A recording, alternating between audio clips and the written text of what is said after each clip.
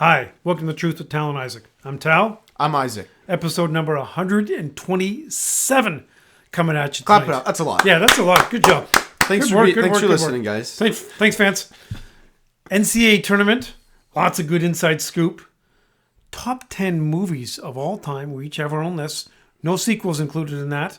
We did this already, but it's a reboot. Fans have asked for it. They were asking all of us so often. And we're going to talk a little bit about the first place Tigers. Yep. Again, emphasis on a little bit on the Tigers. A little bit. Let's Hottest team in baseball. Okay, let's start with some off the tops. I'm going to kick things off briefly, which I usually don't do. Yeah. So Easter was this past weekend. Happy Easter to those who celebrate. Happy Passover, Buona Pasqua. Yeah, all of it. It's great stuff. Happy holidays, if you will. Easter Bunny appearance. So I will just say this right now. Those underage listening, maybe under the age of 6. If you're under the age of 6, I'm not sure why you are listening, but thank you for listening. Go do some grade 2 work.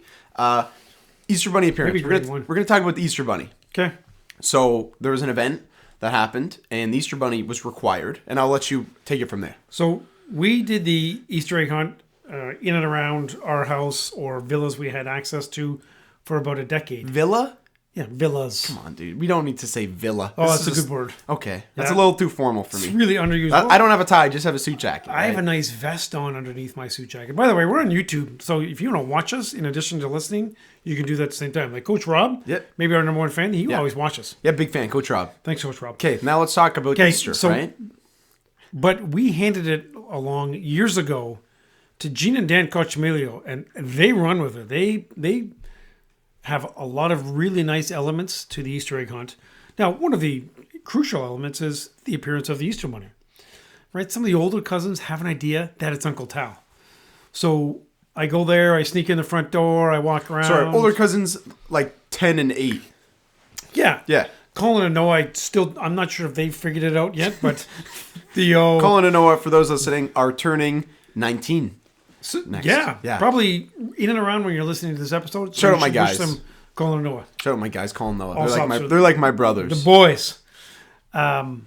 So I go up, I walk around, I surprise people. As the Easter Bunny. You're in full EB mode. Yeah. I couldn't find the gloves, so I had to toss on the gardening gloves. I'll critique that. Not sure if that was the play. I'm sure that I don't know what the play was. The play was get the gloves, but Gina said they were in the hat. They weren't in the hat. Orange gardening gloves definitely were not the play. It was the only set of gloves I could find. Winter gloves?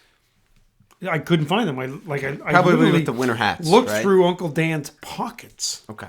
Didn't find any. All right, so keep going, Easter Bunny. So I probably do 25 minutes of it. Lots of pictures, no talking, staying in character the entire time. Isaac comes up to me and we're just chatting. He's like, "You want to switch?" Well, I think I just said, like, you need a relief. You need a sub. Just because it'll wear you down. Yeah. It's tasking. It's a tasking job. Keep going. So then what we did, we immediately, here's the thing. Our minds think very quickly, react quickly. Here's the situation. I can go inside, change. Isaac can become EB. I walk outside, pretend I just got there, and then EB comes after me. The kids were blown. Yeah. They were shocked because they're like, "Oh, hi, Uncle Tal." And then they're like, "There's the Easter Bunny."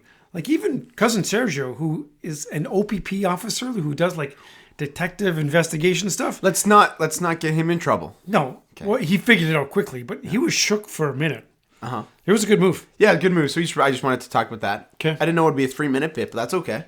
I've got another one. So Sunday night, I was coming home from somewhere and I was in my room, like kind of doing stuff, and you walked in and you put my hat, my Lions grit hat, that just says the word grit on it. And I recently got it this year. And you just put it back where my hats are. And you were wearing it. And when you took it on, you put it. And I said, what are you doing? And you said, I just needed some grit. So this was a puzzling sequence of events for me. Why did you need a grit hat? Just like, if you're allowed to say, it was just really confusing to see you just, I don't know if you're doing work, but you needed some grit. And I just wanted to talk about that. I have a lot of injuries. And so even just going for a walk sometimes hurts. Yeah. I need some grit. Need to fight through. Fair, naturally. That's okay. I rock with that. It was very puzzling for me. It was quite a puzzle I wanted to see. Okay. Here's another good one. New fans. We got some new fans. They've asked me, they're like, it seems like you censor your dad. Yes, Yes. I do censor There's him. no doubt about that. So I want to defer here. Why do I censor you? And again, don't say anything that's going to make me censor you in this. No, right? I get a little manic on occasion and get a Naturally. little excited. I'm quite excitable. And then I just maybe sometimes take off the filter. And Isaac is aware of when that filter is loosening. And he'll just be like, jam it back in. For example, in a basketball game, like if you've got a 12-point lead and then it gets down to like, 2 or 1, I'll take the time out before I lose the lead just because I want to make sure I want to talk to the boys, Yep. huddle up, get some water. Like, all right, fellas, here's the plan. Preemptive timeout, preemptive filter. Okay, last off the top, Troglodytes. Just, it's worth resurfacing. Explain that to the fans. Okay, so we watched, what was the movie? Bone Killer or Bone Saw? Bone Tomahawk. Bone Tomahawk. For those of you that have watched it, really, I'm glad you've been able to enjoy that cinematic experience. It's actually a really good film. It's art. It's an unusual film with some really interesting characters called Troglodytes. That forced Isaac and I go down the YouTube troglodyte hole. What's a troglodyte? People want to know. It's kind of like a subhuman, usually inbreeding. There could be some alien mix in there. They don't speak English. No English. They're kind of they're very like, They're beefy dudes. they're like cavemen like. They're very disrespectful to their women. Yeah. Whoa. The bad culture there. Yeah, bad culture. It's bad morale. Yeah. But troglodytes, it's just like worth the research. So if you hear us drop that term, troglodyte, Yeah. it just means like Neanderthal. And by the way, there's a good emoji. So we've been working that in for... yeah, where you just close text up with the troglodyte, no context. No context. Just drop the Hey, trog. gonna be late for dinner, troglodyte. Simple as that, troglodyte. Okay, let's have a good show, troglodyte. Now talk about your off the tops. Fans love Wiz. I get lots of good feedback about Wiz, so good job, Wiz. It's about time you shout out Wiz. Nice. Last Good work. guest, Wiz He's just our crushed. NCAA expert. Wiz crushed. Go back and Super watch. good. Wiz Yep. my guy. So lots of NFL draft buzz. Like obviously the draft is coming to Detroit. There's gonna be 500,000 people there. There's all sorts of logistics with Detroit and Windsor and the tunnel and all that. Yeah, there's a tunnel name drop. I do have to pose a question. Let's say the number is 525,000 people Thursday night in Detroit, pumped up, cheering, Jared Goff chants, let's go Lions. And they trade out of the first round because they can pick up an extra second. What happens? Are people happy? Are you happy? I need context. Like I need to see, like, did we pass on McKinstry at 29? I would need to know what happened. Chop is gone. McKinstry's gone. Yeah, then And then all the other names that we want are gone. Brock Bowers, the tight end who's dropping, he's gone. yeah, because Bowers is not going to go at 29, dude. No, he's going to be in the 20s. Watch. Okay. Anyway. I'm going to wrap this up. I don't care if they trade down. I trust Brett Holmes. He's a very smart individual. Simple I as agree. that. Yeah, good take. So you. they trade out of the 27th pick, drop down to 36, and pick up an extra 48. Okay, this is incredibly wild speculation. Speaking of manic, 8 minutes in, here's some mania. Got it. I'm going to move on to the next topic you have. What do you have? Red Wings, big win. Just keep pumping, boys. Ladies NCAA tournament. It has got a ton of hype and a ton of pub. I watched a decent amount of the basketball game last night with LSU and Iowa. You watched a few minutes as well. I watched last year, too, before it was cool to watch. Let the didn't know record that. show. Yeah, I did. So Clark, she can play. Like she can obviously shoot, but she is good with the ball, good no-look passes. She's obviously not huge, so she gets out muscled on some occasions. Very interesting dynamics with LSU and Iowa. Reese is awesome, right? Fundamentally, not spectacular, but wow, she can play, she can board. Okay. Interesting, all this controversy surrounding Mulkey. Is that the coach's name? Yep. Mulkey, LSU coach, Reese, and their team. Just out of context, $3.1 million in NIL for Clark, $1.8 million in NIL for Reese. I think one of the problems with the NIL is you're going to have some players that just don't really pay attention to the coaches and go a little off script. LSU looks like an AAU team. Very undisciplined. Okay, do you have anything else to say on that? Do you want to add to that? Do you want to agree, disagree?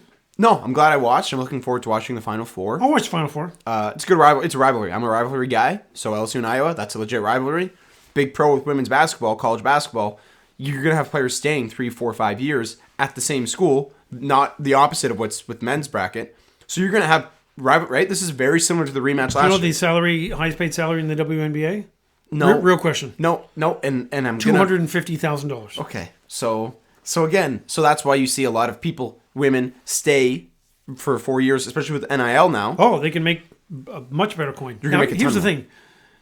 Even though you go pro, you can still keep these deals. Like Reese has deals with like Adidas and Bose. She should be able to keep those. Yeah, that's true. It's just the college brand, and that's kind of how it goes. And a lot of it's tied with the school, I think. But that's the big pro with women's basketball is you have these rivalries that can develop. You don't have it in the men's. Good transition to men's tournament. Okay, Sweet 16. Big fun tournament. It's awesome. You want to jump into our Friday adventure? I'll start briefly. So Cue up Friday. Tournament's been great. We talked about it last episode. It's been great. I'm watching like a psycho. Absolutely manic. So I've been monitoring the market for some time now because the Sweet 16 Elite 8 was in Detroit. I was aware of this. Initially, I was like, no, I don't want to go. I saw Purdue lose in the first round to a 16 seed last year. So I'm like, it's not going to get any better than that. Then as the time got closer, I was like, okay, like it's next door. I got to go. So we monitored the market, kind of opened at 450 and just gradually went down. And Friday night, around 6:20, 6:30, is that accurate? About 6:20. We're having dinner. Games start at 7:39, I think. It's crucial to the story. Exactly. Crucial Yes. to the story. Yep. And we're having dinner, and I'm just kind of like quietly, I'm just eating away. You know, it's a nice dinner, nice family dinner. Maybe on your phone. Well, yeah, again, I'm an anti-phone at the dinner table. That's my stance. Okay. But I had it there to check tickets. And I'm like, okay, I just kind of raised my hand, like, excuse me. So I had a little monologue. I'm like, I'm just going to need to talk for 45 seconds here. Basically, the market dropped $100. So it was like $100 to get in. This is for 2 games. This is for two Sweet 16 games and some really good teams. And I'm like, okay, here's the deal. I had a pretty unbiased monologue. Here are the pros, here are the cons, thoughts. And then just kind of presented that to the public being the rest of the family. That'll let's jump in. We had talked a little bit about it earlier in the week, but it was really not high on the radar. It was a busy week at work. Alex came home. There's lots of Easter stuff. Then you brought it up, and I'm like, you know what? That's something they considered. Give Mom some credit. She's like, go.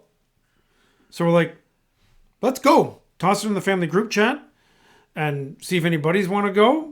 The option is you can go, but we're leaving in 10 minutes. Cleaned up real quick. You jumped in the shower. Shout out to Jeff Alsop, who out of left field's like, I'm in. So Uncle Brad's like, I might have one, and we thought it was Colin likely. You thought it was Colin. I thought it was Colin. I knew Uncle Jeff dark horse from day one. You did not have Uncle Jeff on the draft board. I had correspondence with Uncle Phil, and in that correspondence, earlier in the week, there was Uncle Jeff. Interest, mutual interest. Okay, so here it is, the truth combo, Blake and Uncle Jeff. Blake, avid fan of the show. Oh, big fan of the Avid. show. Yep. So the four of us just kind of like, okay, let's just roll. So I'm buying tickets as like I'm getting out of the shower, like in a 2-minute, just a quick, like it's all super happening right now. This is a really, really great group, one that we didn't see coming. Now we'll just talk about the dark side conversion of Uncle Jeff. Now Uncle Jeff, new to the Windsor area, is a sports fan. And I think now he's fully converted to I would say our most ways. of his experiences in the last decade or so have been more of the corporate nature. Yep, like he's been going to games. He was big time banker guy in Toronto and had a lot of corporate seats. Correct. He was going to games, not how we go to games. Correct. But he wanted to just roll with us. Yeah. So And he's super flexible and chill. So speaking about the rolling, so we got. Can I do a little bit of a late 1920s U.S. history on the Great Depression here? Of course you can. You familiar with bank runs? Do you remember bank runs? Yeah, bank runs. Explain. Just like I need a 5-second definition. Go. Basically, banks ran out of money. And a bank run is when all the people went to the bank and said, I want to get my money before the Generally, bank banks blows up. only have about 1/7 of the amount of cash that they're on their books. So if 2/7 come and ask for the money, So they this don't is have too any money. much. Yeah, it went on. So bank runs is when all the public went to banks to try to pull their money out before it was too late. Polly's a pretty good name. Okay, so the equivalent of the bank run now is when the lower deck seats are the same price as the upper deck seats. Yes. And the market is in Oh, that's a good comparison. complete chaos. So everyone's on the ticket apps going, lowers the same as uppers. Everyone's trying to buy. So that's what was happening. And I was participating in said bank run. So I got 4 lower level seats that were lower level, but they weren't quite to the lowest of the levels that we ended up on. No, we didn't exactly sit in the seats that we purchased. So I had the ticket, so I'm kind of leading the group naturally. And I kind of tell Dad, like, they're not checking tickets. Like, I can see the sections and the ushers not checking tickets. Little Caesars Arena, obviously the Pistons and the Red Wings people. This is an extra day that they picked up, extra shift, and I don't think they had the same level of diligence that Might they have not. normally do. Might have been some absenteeism at the workplace. Yep. Okay. So I kind of noticed the ushers not checking tickets at the nicer sections. So I tell Dad, I'm like, look, like, should I just go? And he's like, yeah, just go. So with his encouragement, I just lead the fellas. And we go down. So we go down to like row 7 next to the basket. So like frame of reference, right across from the benches. Right? Yep. Good Seats. I'll let you jump in. So when we are moving to seats that are not exactly ours, what we need to do is just have flexibility. Ideally, if we get bumped, if the people show up that have our seats, which is a good chance, we can get bumped to spots to the left of us, spots to the right of us, a row up or a row back. We didn't have all that, but we had pretty good coverage. We had options. I think we only had to move once, right? So one bump. So we moved from row 7. We just moved down 4 or moved up 4. I don't exactly remember what we did. This is one of the key things. And I think we just kind of have done it unconsciously. We're quite social. We're big fans. We're lots of fun. So you just make friends with all the people around you. So they just assume, oh, they belong here with us. And I wore a quarter zip. Quarter zip. A quarter zip at the basketball game shows that this guy has real nice tickets, even if I didn't. Just keep going there. Yeah, that's true. Yeah, that's true. Quarter zip. So we are with mostly Purdue fans, and not far from us, we see some Gonzaga fans. They're literally losing their minds. So we determine those are mad dads. Those are Gonzaga dads. Nobody's going to lose their mind that much unless they're mad dads. So then we're talking. We're enjoying the game. It's a good game. Zach ate him up. But then we realize, okay, those mad dads, they're going to leave after this game. And we're scooping their seats. So we moved from really good seats to ridiculously good seats at the end of the first game. So we moved down to like row 3 or 4 maybe. Then some more seats open up and we're like, let's go down there. So Jeff and Blake and Isaac stayed in our original row 4 seats. And I went down to row 1. Nobody said anything. So they came down. And then Isaac, I think Isaac first, went on the floor. Just kind of crossed over where the boards are and went on the floor, met a buddy, started to talk to him. Blake goes down there.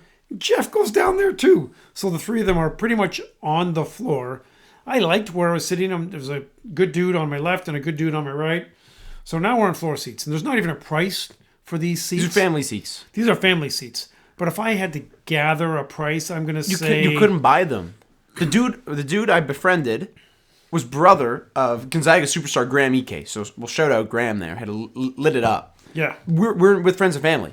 And not even friends, just I'm family. going to say $2,500 seats. I'll take the over because you can't buy family seats. Yep. So again, that's a numerical value that doesn't exist. So now we're watching Creighton, Tennessee, and we were kind of indifferent as to who to cheer for. Can we talk about Purdue Gonzaga basketball at all? Or Yeah, no? we should go ahead and talk about that a little bit. So Edey lit it up. You talked about him. Braden Smith, Purdue point guard. I really like him. I like him too.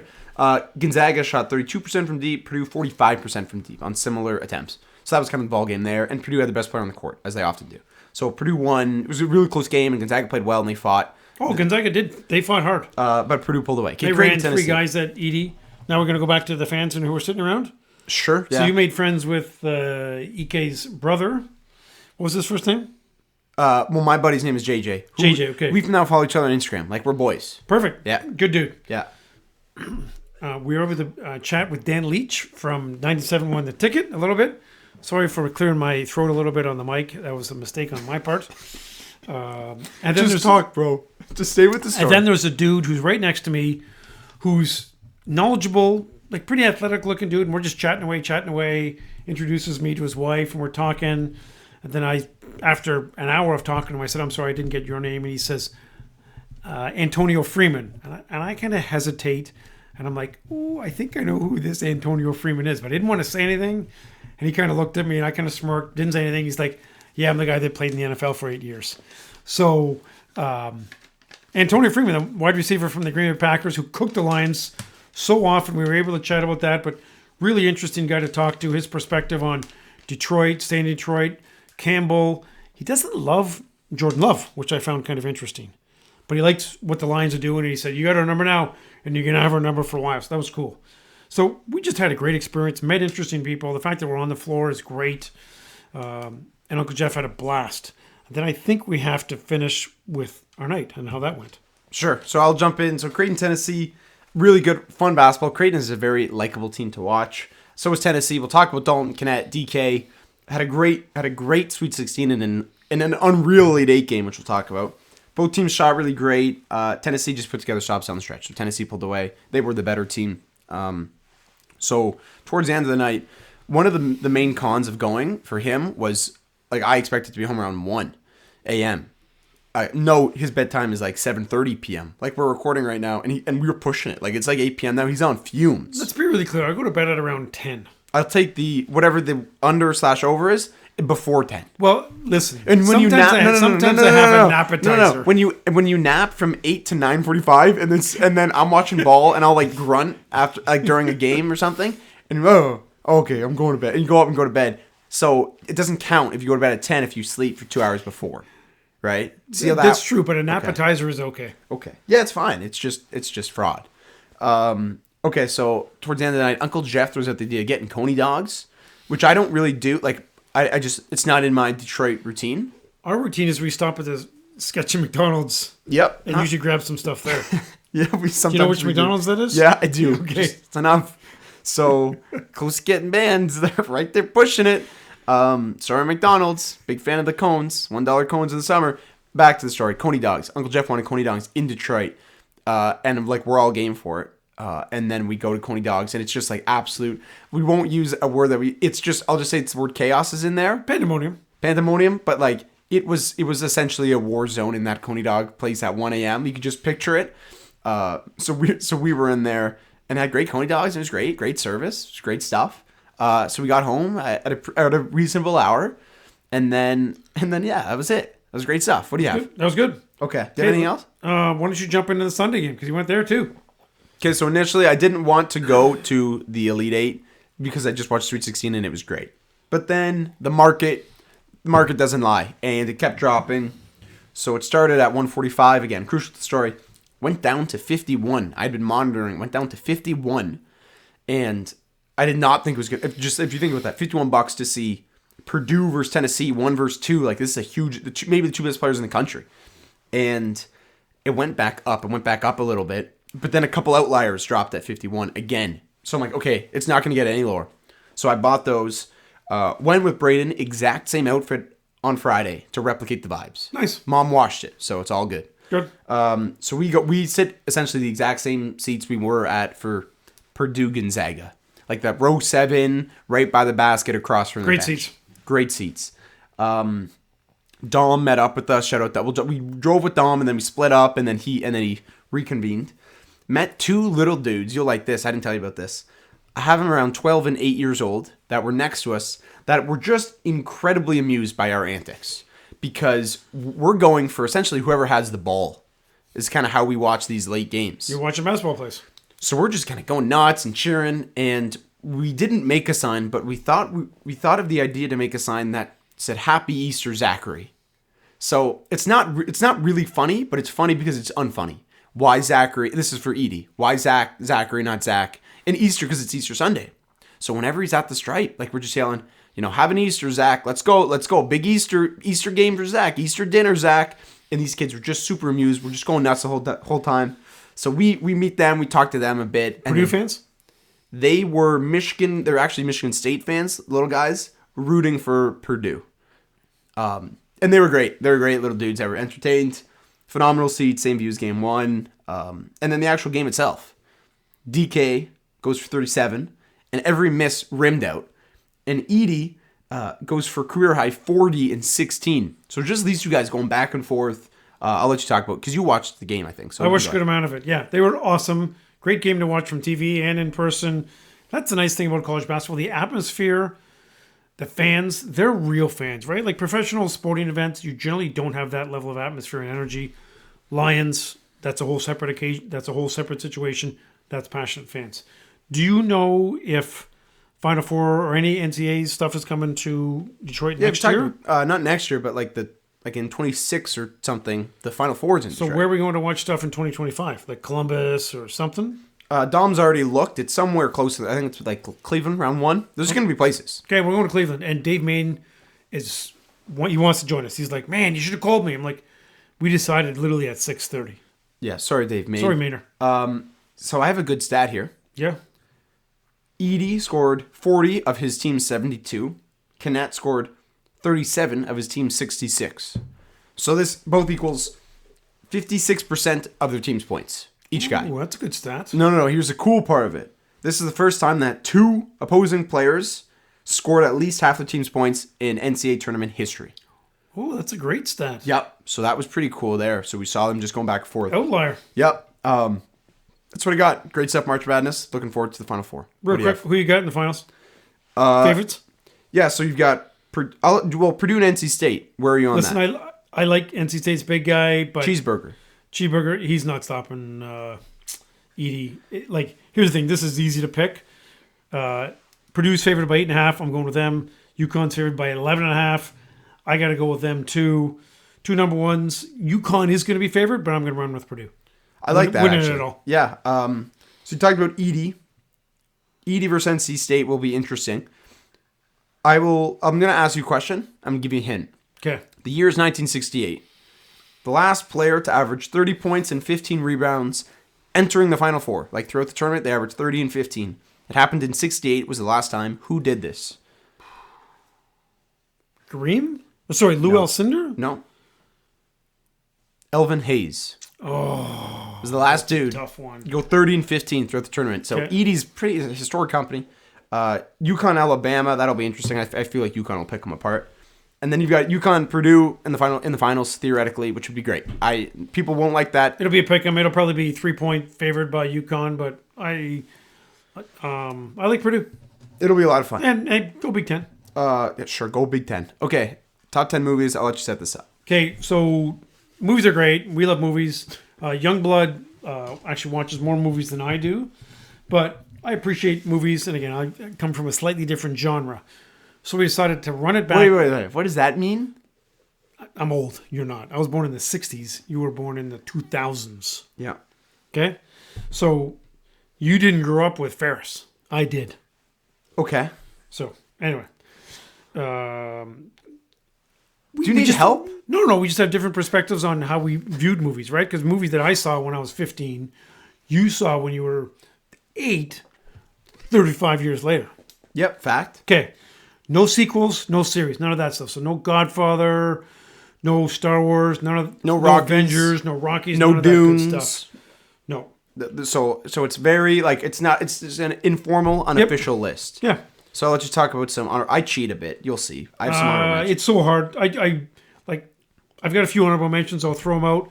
All of these could have been in my top 10.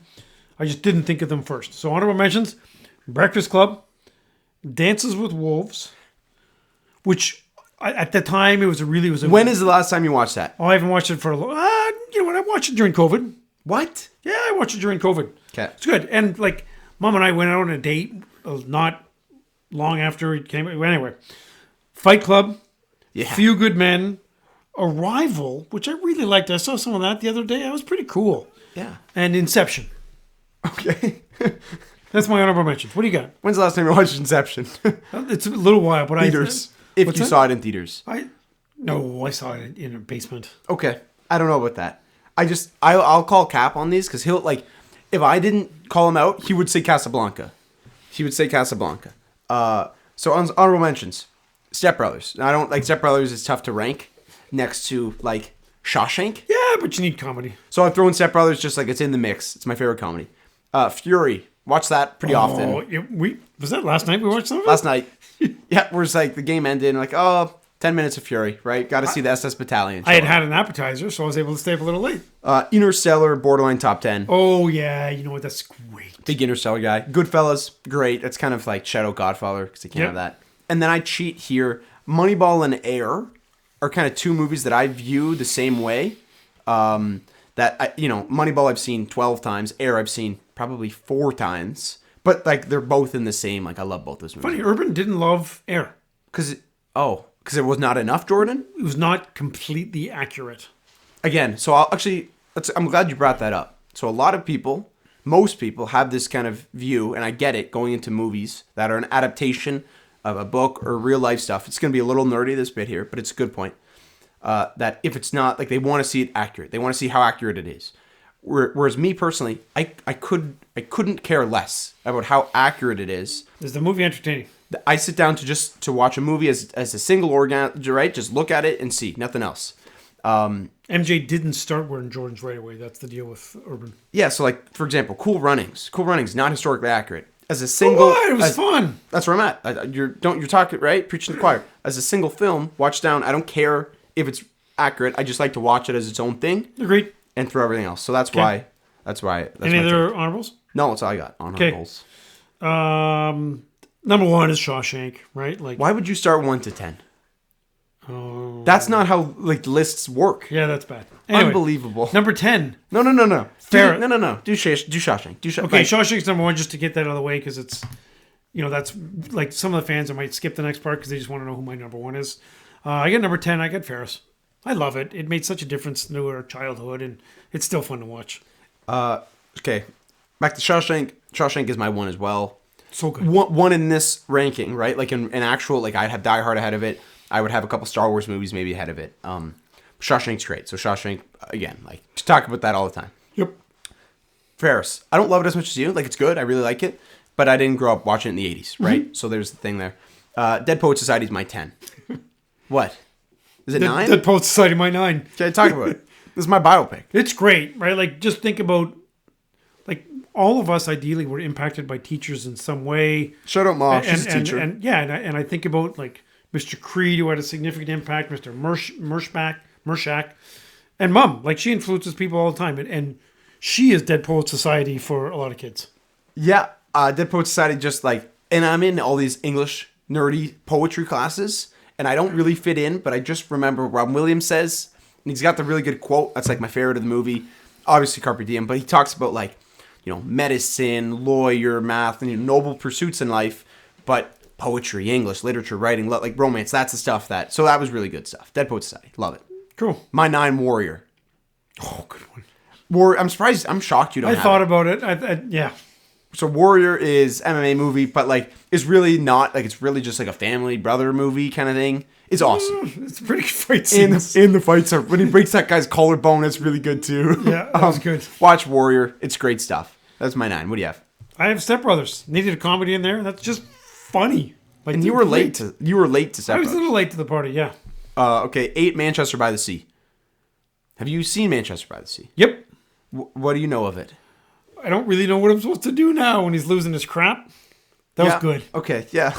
Really obscure reference. Manchester by the Sea. It's a heavy movie. Like, it does not fit well next to, like, Step Brothers. No, it does not. But, like, it's got one of the best acting performances of all time. It's really, really good. Ben Affleck's brother, just, like, legacy game. Casey. Yeah, Manchester by the Sea. It's a good one. Watch it. 7.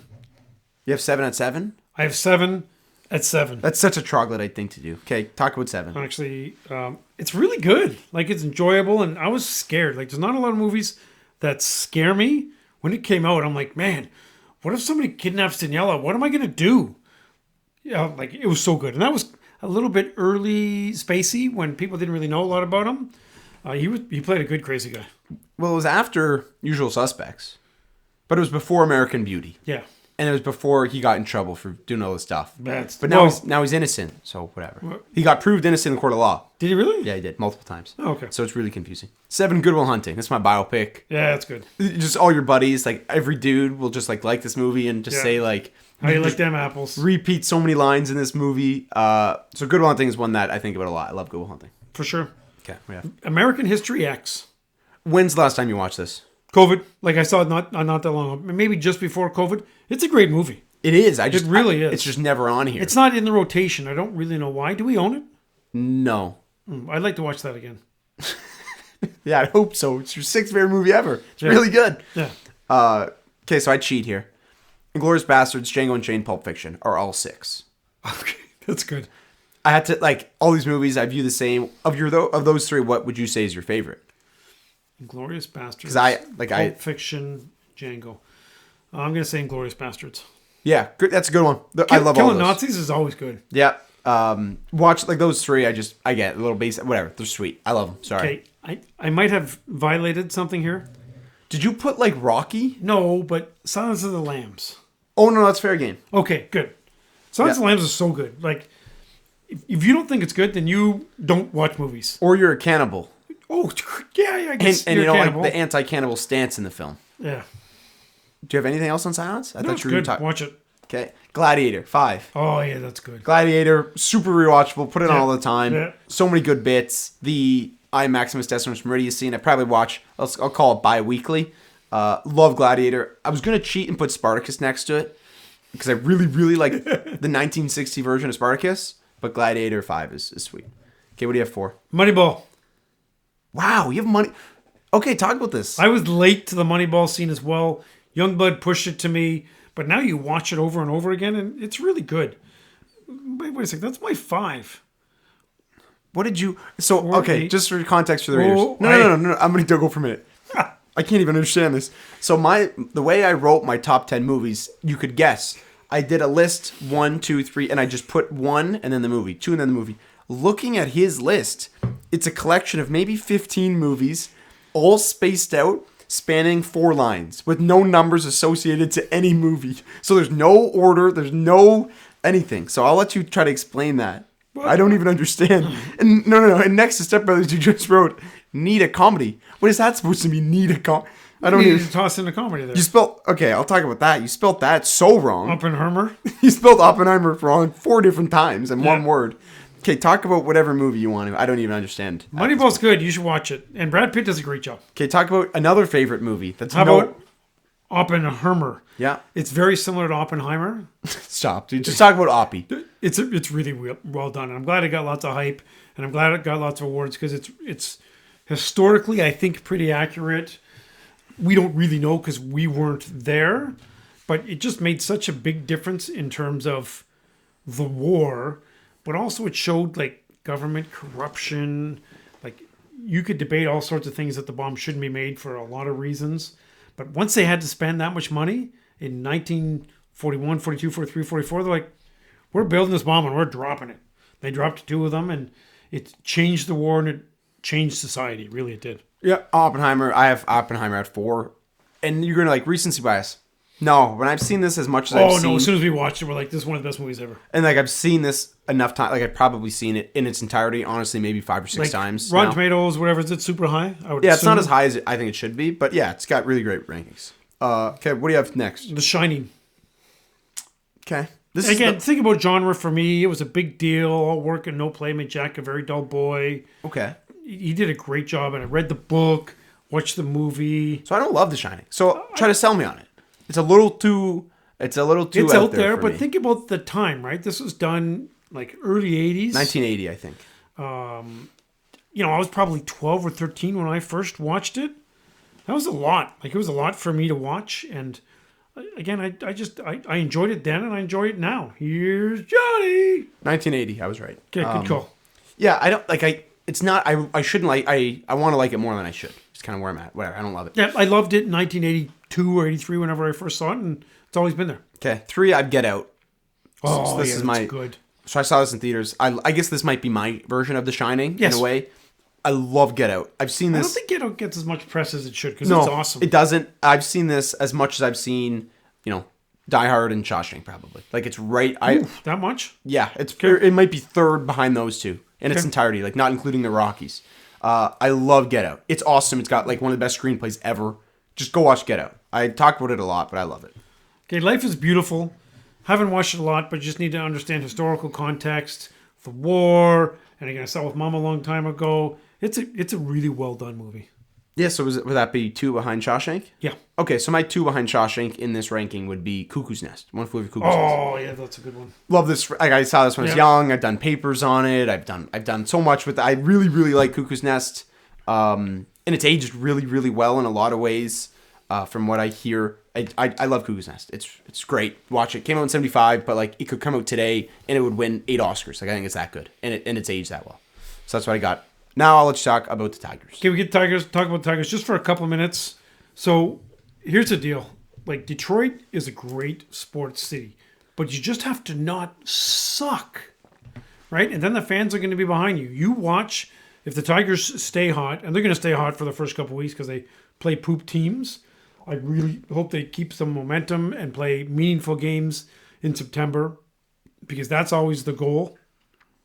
Scooby, Cy Young candidate. Lots of good young guys. Torque, Green, Carp, Canna, Parker Meadows. I love, he can just fly and make stuff happen. Depth in the bullpen. How sick is Foley? Oh my gosh, he's fun to watch. You get excited when he's on the mound.